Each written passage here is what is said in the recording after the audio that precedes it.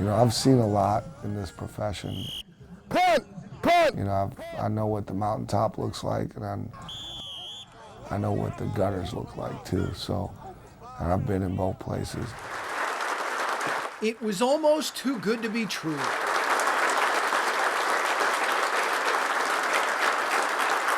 After 24 years of being an assistant coach in college and the pros, John Bonamego finally had the head coaching job he had long coveted. Hey, Bache! At his alma mater, no less.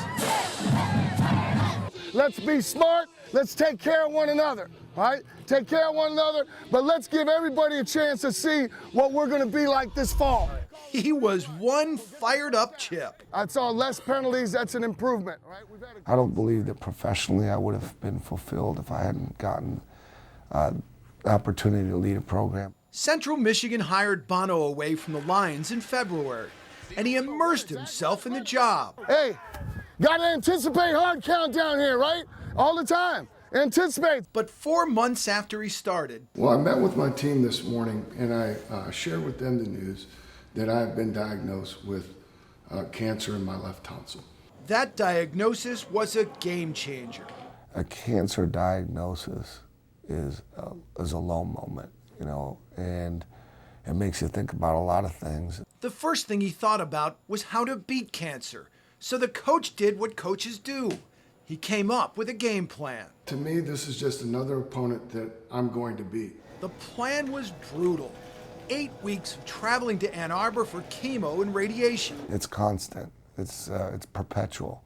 It never stops. It's you know, symptoms pop up and they trump whatever was there before, but the ones that were there before don't go away. His fingernails and the burns on his neck show the toll the treatment took on his body. But the worst part? He still can't eat solid food. The inside of his throat is so torn up, it would be like swallowing broken glass. So every meal is consumed through a feeding tube. You know, for an Italian guy, not being able to taste food, it's pretty tough. You know, I'm still battling that. Breakfast. That and fatigue. Another side effect of the treatment is fluid buildup. And because of that, sleep does not come easy. I can get about 2-hour increments, and then I have to get up, and then, you know, however long it takes me to clean myself up, then I'm back in bed. No, cancer is not for the weak. You don't have any other options. It's other than to kind of put your head down and just grind through it. Go, go, go, go, go, go, go. But if there is one thing the Chippewa players have learned the past 2 months, Move it up wherever you got to move it. Move it to weak is not a word you'd use to describe John Bonamego. They come into our house, they get one thing only, a beating and free hurt. Unbelievable. I mean, he came to practice every day. He'd wake up at 3 in the morning, fly over to Ann Arbor, have chemotherapy, radiation, come back, and still be here for practice. We love him. You know, he's passionate, and we saw how tough he was while he went through, and we're excited to start playing for him. Before they get that chance, the Chippewas did get to celebrate perhaps the most important victory they'll experience all year. It's a tradition at the University of Michigan Medical Center to ring the bell when you complete your treatment. 13 days before his team was scheduled to kick off the 2015 season, with his wife Paulette by his side, Bono gave that bell an energetic whack. You go through something like this, and it makes you think about how, you know, how fragile life is, how fortunate we all are to be where we're at, and to have the people in our lives that we do. And so, I think there's definitely a renewed sense of appreciation. If it's possible, his appreciation for his wife Paulette is even greater.